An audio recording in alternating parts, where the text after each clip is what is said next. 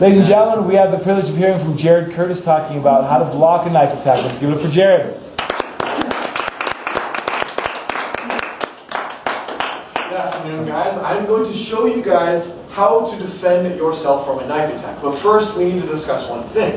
What is worse, a gun or a knife? Now, Foster Curtis, a man who works at the United States Embassy in Quito, he is an NCIS agent and says that he would much rather go up against a knife. He says that guns are much more dangerous. Why? Knives are more deadly. Guns are a problem for the attacker because it's a lot more difficult to use because knives are a problem for the victim. Why are they a problem for the victim? Many factors affect it. Calm Clinic says that knife wounds are worse because, one, they are harder to defend.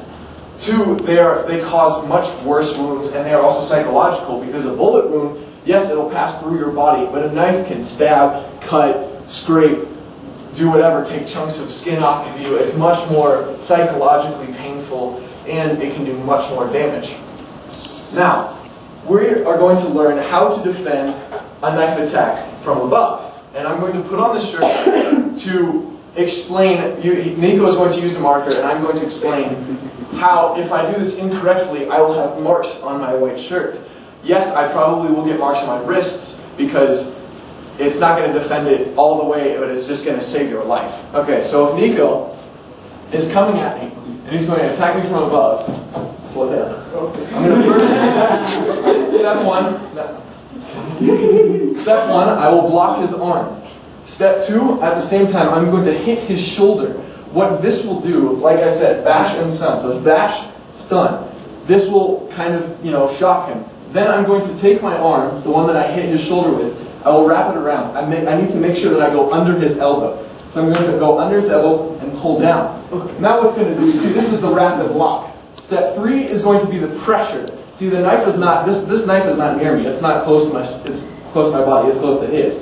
He might cut my wrist, but that's about all he can do. My elbow, I'm going to use my elbow to cause pressure on his shoulder. Now he's down on the ground. Okay? I'm going to make sure he's on the ground, on the floor. Now that he's on the floor, his face is on the ground, I'm going to then walk around his head. And now, his arm is locked. And I'm going to take the knife. The knife is in my hand. It is locked. He cannot get out. I will then proceed to cut his legs, stand up, and run. Okay, so, going through that one more time, I need you to do this again. So one more time. Step one, bash and stun. Who's coming after me?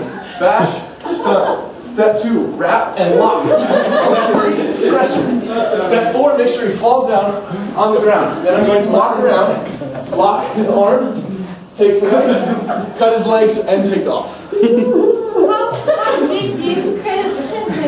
All the way through. Now, what I need to explain is there's a nervous system running through your shoulder. It's right about here, and it goes all the way through to your arm. This is called the brachial plexus. And the University of Maryland Medical Center says that if you hit this hard enough, it'll cause your shoulder to go weak. And if it's even harder, you can actually paralyze the person if you hit them hard enough and put enough pressure into them. That is why it was so easy for me to take him down. I'm also going to show a below attack. Now there's many ways you can actually approach this one, but I will show you one. So as you can see, I've actually gotten cut.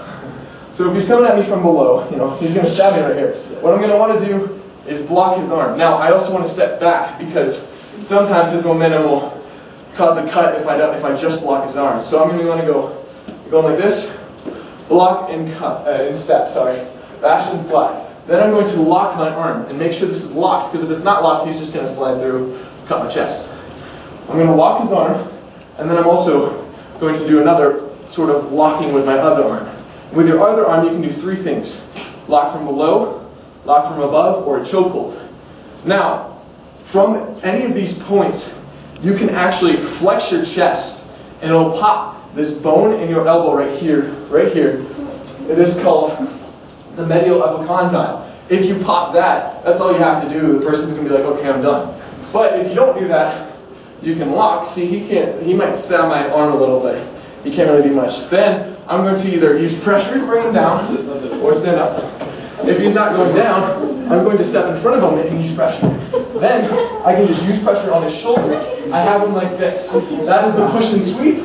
Then, because I have his shoulder like this, I can actually just take the knife out of his hand, do the same, cut his legs, and take off. Now, this may look cool and all, and you may want to try and use this, but there are a lot of rules. Or actually, first, let me show you. The medial epicondyle, that is that bone right there. And Weisgeek said that if you pop this bone, people aren't going to think about it until they break it. And a break in this bone is called an alveolar fracture, and that takes about 5 to 7 months to heal. So if you pop someone's medial epicondyle, that's just going to cause way too many problems, and their arm is going to be useless for about 5 to 7 months. But there are some rules that you do need to understand. Jimmy Crespo, a Krav instructor at the United States Embassy, says, never do this when there's more than one person who is attacking you. So if there's a couple guys coming at me, and he's coming above, I'm going to want to hit him and back up. Remember that if it's from above, I'm going to want to do the bash and stun. And if it's from the below, I'm just going to want to slide. And you're also going to be looking for an opening. So stay smart, stay aware, look for that opening that you can take and run. Now, if it's passive, what is it really worth? Is it worth that 20 bucks if he's just coming up and saying, give me your money? Yeah, I'm going to give my money to him because it's not worth my life. Yeah, I can lose my life. I'm only going to do this sort of attack is if I'm trying to block someone else's life or my own life because they're just coming after me with a knife. That is the only time that I will ever want to do this. If it's passive, I highly suggest not doing that. Now, there's an easy way to avoid this all in general to where you won't ever be mugged. You want to stay alert, you want to stay smart, and you want to stay safe. Staying alert. Look at where your surroundings are. Is there someone following behind you? Where can you run into like corners or just ways to get out of a trap? Where are you? Do you know where you are? Are you in Plaza Foch? Are you walking down a dark alley? You have to know where you are, and you also have to know what you have on you. If you have a wallet, if you have an iPhone, that can draw a lot of attention if you're not careful. You also want to stay smart. No, do not take sketchy taxis. Do not go alone, and do not go in dark alleys. This will cause so much attention. If you are alone and taking a sketchy taxi at night, there's a high risk of you being mugged or robbed or something bad can happen to you. Yes, stay in big groups. Lots of people cause thieves to be more scared to actually attack that group. Stay in safe areas. Don't go down dark alleys like I was saying before. And keep your valuables hidden. Don't be taking out your wallet and showing how much money you have to people and how cool your iPhone is when you're in a place where there's a lot of danger. And also make sure you're around cops. That's another thing. If you see cops, you're usually pretty safe. And again, stay safe. Tell someone where you are. Tell your parents that you're going to go dance with your friends. Who you're with. Tell someone who you're with. Tell your parents that you're with this person and this person. That makes your parents and them also more safe to let you know like exactly where you are. And also when you get in a taxi, make sure it's a good taxi. And take all the numbers on the taxi you can find. The phone number of the company, the number on the side, the license plate number. Be with guys. If you're a girl, please be with a guy. It's really dangerous when girls are alone, because that draws a lot of attention and other stuff can happen that I don't want to get into right now. And also, be sober. If you're drunk, it's just going to cause so much more problems and you don't even know what's going on. So like I said, stay safe, stay smart, stay alert. And don't try these things unless it is your life on the line. Thank you.